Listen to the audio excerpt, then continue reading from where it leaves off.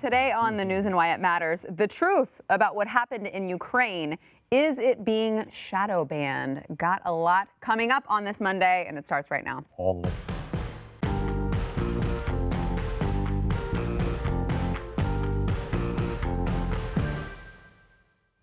Welcome to the news and why it matters. I am Sarah Gonzalez today, joined, thankfully, because we've got a lot to get into with this one, Mr. Glenn Beck. Thank you. Thank you. Thank you very much. No, please remain seated. Please. No, stop it. Chad, stop it. We were all sitting still. Stu Bergier and Chad Prather, host of the Chad Prather Show. Yeah. Got a lot to get into with what happened in Ukraine and what's happening on social media when there are facts being presented. But first, we want to thank our sponsor, American Financing. American Financing is a place you can go if you want to save money on your mortgage, if you want a consolidation loan, if you want a brand new loan, you're getting a brand new house. All you have to do is just to call them, 800-906-2440. You spend 10 minutes with them. They'll tell you, what the best course of action is for you and your situation. I highly recommend that you get one of the very low interest loans that are available now at American Financing. AmericanFinancing.net. It is 800-906-2440. So Glenn, of course, did an amazing chalkboard special last week. It was truly eye-opening. It was, isn't it? Yeah, it really was. And I mean, you laid it out as well as I think obviously anyone possibly could, but I still wanted to go back and watch it a second time just because there's just so much corruption going on. It's hard to wrap your brain around in one watch. It took me 3 days of working with Jason, who had all of these facts, and I just kept putting it up on the chalkboard going, okay, so this, and then these guys, and then this.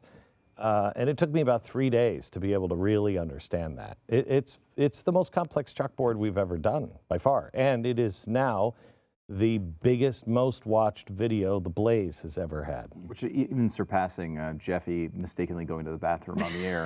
That's pretty good. That was legendary. At one point was the high. I don't know if it's been surpassed by anything else, but that's a pretty big hurdle to clear. Yeah, it was a high and a low at the same time. And GlennBeck.com as well with the kind of the summary article that's on there with a lot of the documents is helpful. But nobody's caring to argue that. Mm-hmm. If you look at the comments, they are all either, wow, I watched this, it took me 2 times to watch it, I really had my eyes opened, or Glenn Beck's just a fat boob. Or conspiracy. Yeah, right? Or conspiracy. And I got on this weekend, and I don't know why, I spent time just asking people, okay, yes, I'm fat and I'm obnoxious and whatever. Let's talk about the facts. Mm-hmm. Please tell me. Well, they did list 2 facts. Right? That's messed up. The accusation. Y'all remember Stu Bergier? Let's talk about the affidavits and the court documents and the letters and the text messages and all of the stuff. They do not look at it. They're not willing to address it. Mm-hmm. There's something else going on, though, on social media. Well, yeah, they're shadow banning, and it's the worst we've ever seen. I mean, apparently, Facebook is crushing us right now.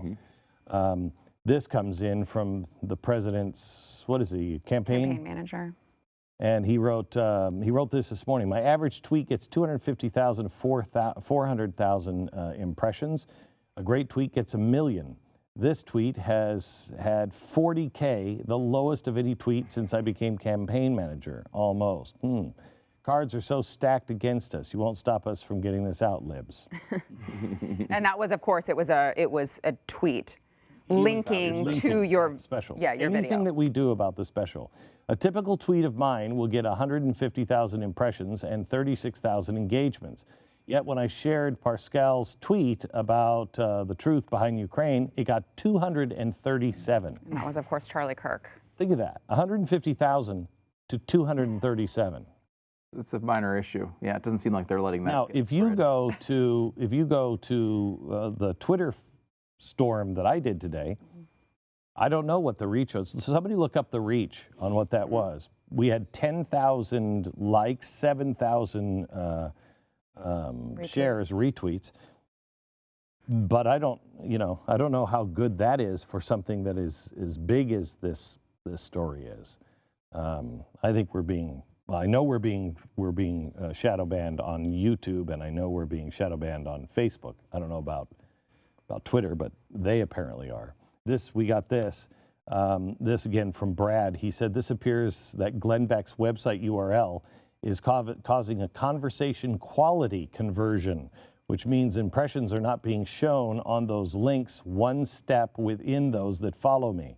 So impressions are only within my followers. This has been happening to me for a very long time. Conversation quality conversion. Yeah. Yeah. Okay. Yeah. Can you explain that to me? Not Orwellian at all. I can tell you that. No, not at all. Not at all. Not spooky sounding at all. No. It's a funny thing to watch, though, because just over the weekend, I put a post on Facebook, and of course, with 4 pages and about 4 million followers on this thing, you should see pretty good numbers. And I said, okay, just posted a new video. How many of you saw it? Did you see it? And it was in the comments, no. So people are not seeing these things. The traffic is completely changed. So I mean, there's no question about it. I mean, we're being absolutely squashed by this thing because the numbers just don't add up. Well, I mean, how could it be the biggest video? We put some big videos out. How could it be the biggest video ever on our platform, and yet it's not being reflected in that? How is it that you could have people like those two? Ben Shapiro led yesterday with the Daily Wire. That was their lead story all day. Where is this? Where is this? When it comes to social media, how come it's not getting out? Mm-hmm. How terrified should we be, Stu, of what this is going to look like in 2020 when information is being disseminated, We had Dr. Robert Epstein on today, and he outlined it again. I mean, they think multiple millions of votes could be moved by these types of practices. He's done extensive research on this, and I mean, it's pretty compelling, I think. I mean, the idea that you can just control and move people's opinions by not just, it's not Google telling you who to vote for. It's much more minor than that. It's the fact that a video with evidence that's contrary to the chosen narrative doesn't get seen. It's it's the thing that you type in and the drop box comes down on Google and it tells you maybe there are things that are all negative against the president or whoever it is. It's a lot of, they have a lot of tools at hand, and they can really use them in a lot of different ways to make sure that they can move people. He's brought up a great example before, which I thought was really interesting. There's nothing wrong with Google doing the thing that every company does, which is tell people to go out and vote. Hey, today's the day to go out and vote. No big deal at all, right? That's a totally normal practice for every freaking website. Well, what if, because they see everything you've searched for, they can say, okay, well, these people are almost entirely going to be voting for Donald Trump, and these people are not. What if we just send out the get out the vote thing to these people? Maybe we move a few people from that side and nobody from this side. That would be something that would be undetectable. Our search might say nothing, and the left search might say get out and vote. What a great way to be able to manipulate that with unless Robert Epstein gets his money to get his research done, which I know he's trying to put together, there's going to be no way to even monitor it. We're not even going to know that story. And it is terrifying. These companies might be the best companies in the world with all the best people. Don't be evil might still apply, Google. Maybe that's what we'll find down the road. But they have this ability to do this, and we would have almost no ability to detect it. Yeah. Go ahead. No, there is an attorney, well, the attorney who is representing the first whistleblower is now saying that there's a second whistleblower that he's representing. Bizarre. It is. Well, day one of the story was the first whistleblower. The thing comes out, we read it, it says, I don't have any firsthand knowledge. So the first day, a lot of conservatives brought up the point, well, we need someone with firsthand knowledge. So now they're coming out and saying, okay, well, here's someone with firsthand knowledge. In between those two things, they released the transcript. We now know exactly what was said in the call. So there's no need for a whistleblower at all. All they're doing is telling us that this tape existed. The only other thing they really told us outside of tweets and news accounts was to tell us that the Trump administration was super scared about this, so they put it on a super secret server, and which we now know is not even true. They were putting all the calls on there because they were worried about leaks. So really, there's no, I keep saying this, but it's true. We don't know what the end of this road brings. So we could find something that could be terrible. And if it does, we're all going to be on board and saying, like, this is really terrible. But as of right now, this adds nothing to the story. Who cares? You could have 5,000 whistleblowers. In a way, we're all whistleblowers. We all read the transcript. So we're all on the same page. We all know what happened on that call, which is the main, accusation in the whistleblowing account in the first place. Yeah. It doesn't make much sense. I spent the entire weekend just trying to see how many times I could weave the word whistleblower into my average conversations. Isn't it funny how vocabulary just changes because the news cycle comes through, and now it's the buzzwords that just pop in here? It's a great point. It's a great point. Absolutely ridiculous. Conan O'Brien has done these great montages of just random phrasing that they found from local news, because a lot of them just use the same scripts, and like there'll be a stupid little joke. You scream, I scream, we all scream for ice cream, and then there's like 50 in a row where they find this, people from all over the country. You could do the same thing with whistleblower right now and quid pro quo. Either one of those. You guys, we should do that. We should actually put that together for radio, because all of a sudden it's a word we say 65 times a day, just out of nowhere, and we're just like led, by our nose, and we just all of a sudden start saying these words over and over and over again. It is fascinating. So let's say there's no big smoking gun that comes out, right? This is the information that we have about Trump's phone call. This is also the information that we have that you laid out about what happened in Ukraine. How does this end with this whole impeachment inquiry? Stalemate. Okay. Nothing happens. Which might be the Democrats' idea from the beginning, knowing how damaging this information was. They were really smart by coming out first. He was getting close to it. He was saying investigate, and they hadn't released anything. So they're smart. Attack him, and everything else will look like a response. So, I don't think it's, I think that would be the worst outcome, is nothing happens, because that did happen. Right. That chalkboard did happen. We know it. Yeah. That happened. Chad, do you agree? Well, it's interesting. You take this and then you couple it with what we were talking about with social media. This is going, if it's not this, it's going to be something else. There's going to be a constant smoke screen that's going to be coming up as we get into 2020. If you want to take a month off, take 6 weeks off of get offline, you come back, it'll just be another story. There'll be something else that's going on. It's ridiculous, but I don't know if anybody's paying attention to the president's tweets here in the last. He's pretty bold. Pretty funny stuff. I'll look one up here after we go to a break, but it's pretty amazing the stuff that is coming out of his mouth. This guy's just unfazed in this whole deal. He's just like, well, whatever.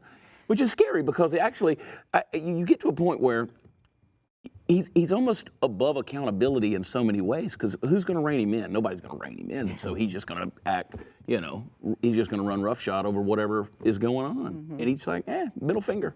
It would be a pretty bold strategy when you're being accused of all of these things to go out on national television last week and ask people to investigate into, the Bidens and Ukraine and China. It would be a bold thing, but they've already done that. Yeah.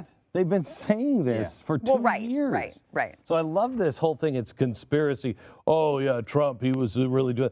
No, what a stupid conspiracy, and what a stupid way to hold a country hostage by going on national television on the news and they're like, hey, you know what I'm going to do? I'm going to be at the liquor store in 3rd and Main around 4:30. I'm going to bump it off.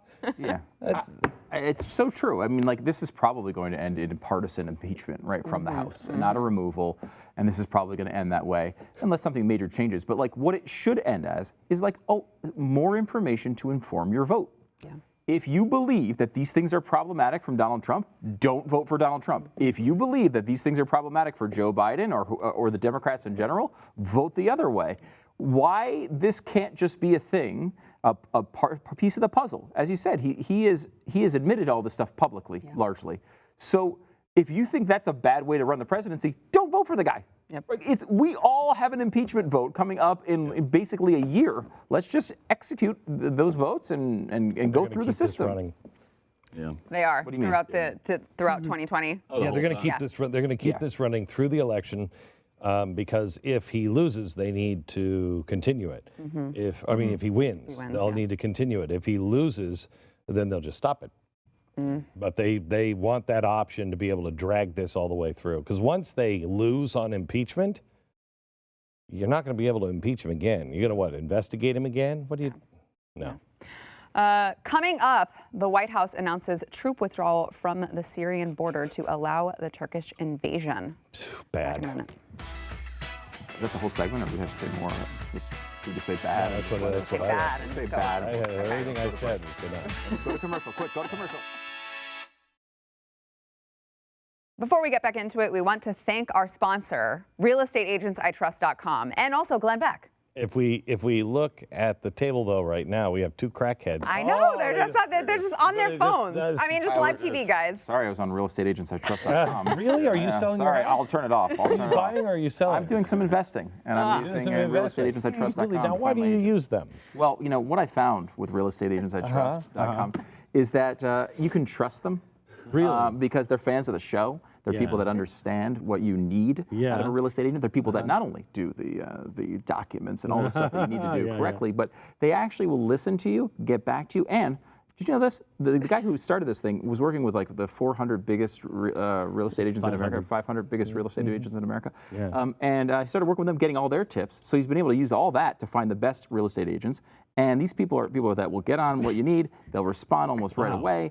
I mean, it's a fantastic company. The owner is a communist.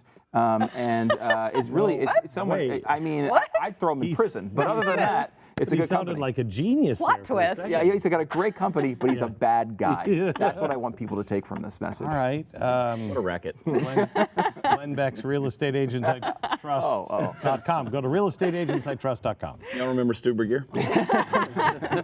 So the Trump administration announced, obviously, a major change to military operations in Syria. Last night, they said in a statement posted to social media that American troops will begin a withdrawal from the Syrian border to make way for a Turkish invasion. Chad, I believe was this the tweet that you were referencing earlier that President Trump tweeted? Yeah, it's amazing. I mean, this guy's amazing. As I have stated strongly before, and just to reiterate, if Turkey does anything that I, in my great and unmatched wisdom, consider to be off limits, I will totally destroy and obliterate the economy of Turkey. I've done before. They must, with Europe and others, watch over the captured ISIS fighters and families. Yeah, there you go. I mean, the U.S. done far more than anyone could have ever expected, including the capture of 100% of the ISIS caliphate. Time for others in the region, some of great wealth, to protect their own territory. The USA is great. This is a bad idea, I think. I'm not a fan of this one. This is, I think this one could be, not the tweet, I'm talking about the action. Yeah. I don't want to go to war over the Kurds, but man, I feel bad about the Kurds because every time, like the last 3 wars we've had, we've been like, oh, Kurds, and like, Americans, we love you. Come, we'll help you, we'll feed you, we'll fight by your side. And we're like, we're going to be with you the whole time. Hey, gotta run. And every time they are wiped out. I mean, this is Turkey. They want that land back, and they'll kill every last Kurd. This could be another genocide. Yeah. So Well, I'm sorry, Steve. remember Stu Bergier. on both sides of this thing, I don't want us to go to war over this thing, but what is the end game? I mean, is there a plan for the end game? What is going to be accomplished? No, yeah, and that's you can't go to war. Yeah. We can't go to war again. I mean, I feel horrible because we're cleaning up the mess that we've made there. I mean, the Kurds were fine. Yeah. Well, ish. The Kurds were fine. Now they're not. Now they could be facing a possible genocide, and what are we going to do about it? I don't want to go to war. I don't want to fight for the Kurds. You know, I just want to come home. I want to come home, but I feel guilty about it because we started this. Mm-hmm. You know, major troop movements aren't announced by tweet. And I feel like last time we went through this, like he tweeted that he was pulling everybody out of Syria, and then like a month later we realized, oh yeah, he never even did any of that. Yeah. You know, I mean, this is when Mattis stepped down, and there was all that drama, and like really nothing really changed. I know some people are saying, I saw people in Congress saying like, look, he's not actually pulling troops out, he's just moving them around. You know, at this point, I don't know. I feel like this is what happens with Trump a lot, is he tweets these things because you know, he believes, like, this is fundamentally who he is, right? He does not want to be involved in wars, and he ran on that. He's been very overt. He's tried to at times respect the military people around him, and other times he's decided to blow them off. I feel like this is one like I want to sit back and wait and see what he actually does. Yeah. Is there anything behind this other than a tweet that he felt on that day? Yeah. There may be. It really does put us in a potential for danger, but I mean, you know, I understand the other side of it too, and until he actually does something, I feel like it's not even worth commenting on. We'll wait and see there. Who saw the Joker this weekend? I did. I did, Stu. didn't. Boo, No, Stu. Boo. I don't like superhero movies. This was not really your typical superhero Well, movie. that's Not at all. Were you shocked? Absolutely Were you shocked. shocked? I mean, 3/4 of the way through, I've yet to see any real violence, and I've been told it's the most violent movie of all time, and I'm like, no. Have you seen Reservoir Dogs? You know. John Wick. You seen any of John Wick? John Wick. I mean, there was a very low body count. The problem is, I think, is he played it so well. Yeah. He deserves an Oscar. He plays it so well, and it is so real. It doesn't feel like a Batman movie by any stretch. It's the most real out of any superhero movie I've ever seen. I could see this, even that outfit, you can go, oh, yep, it makes sense. You know, where in Batman movies, it's always just, where did you get the outfit? Here, you're like, oh, yeah, okay, makes sense. But I think people are afraid of it because it could set the left off. I mean, this is a crazy person or an Antifa movie. Well, CNN would disagree with you. They tweeted out an op-ed that the true appeal of the new Joker movie lies in its invidious validation of the white male resentment that helped bring President Trump to power, which was, what? I was just like, this is Trump derangement syndrome at its finest, I feel, because if you watch this movie, you see the parallels to Antifa, to the anti-rich sentiment. Right. And it's all bizarre. anti-rich, or if we could really have a conversation, I tweeted this on Friday after I saw it. I said, if we lived in a normal time, we could have a decent conversation about not guns or anything else. What's really happening in our society, and that is what's really happening in our society. There are a lot of people who are extremely disturbed. And it's not a white man's. Oh my gosh, I just despise it. It was an uncomfortable movie. It was. You're watching it, and you're right. There's not a big body count. It takes a while for any violence to even happen, but you're disturbed because you're watching this thing that is very true to life. This is the issue, and I'm hoping that we talked about it last week on the show. You walk away from art with your opinion, and you interpret it, and I'm hoping it will shed some light on mental illness and people who are dealing with these things. It's a very telling story. I mean, it was raw. I will tell you this. He played it so well, and it is so much tied to today that I can see why the movie industry was like, I was sitting there and I was thinking to myself, should they have made this movie? But it's great. I mean, the guy, you're right, he deserves an Oscar for this. And if you are I said it earlier today, the Godfather, it's just kind of mark in time. Saturday Night Fever was a mark in time. This is one of those movies that it's like, this is today, and it's marking it in time. Yeah. All right, back in a minute. See it, Stu. You're all convincing me to see it. I'm going to see it, and I don't like superhero movies. But it's good. In case you have not yet gotten your tickets or your raffle tickets, if you can make it, we would love to have you for the annual M1 ball. And if you cannot make it, there's a really, really gorgeous Mercedes-Benz with your name on it, just waiting for you to purchase a raffle ticket. It's what, $100 each for the raffle ticket? $100 for the raffle ticket, and you have a really good chance of winning. They don't sell a lot of tickets, and also to come to the M1 ball. Are you coming this year? If I'm back from Indiana in time. Back from Indiana, yeah. It's really a fun thing. Everybody you like is there, and then Chad might show up too. But What about us too? You can all get together and say, remember Stu Bergier? Remember Stu Bergier? Mercury1.org/M1ball. All right, we've still got stuff coming up in overtime. So you got to tune in, BlazeTV.com, or wherever you get your podcasts. It starts next.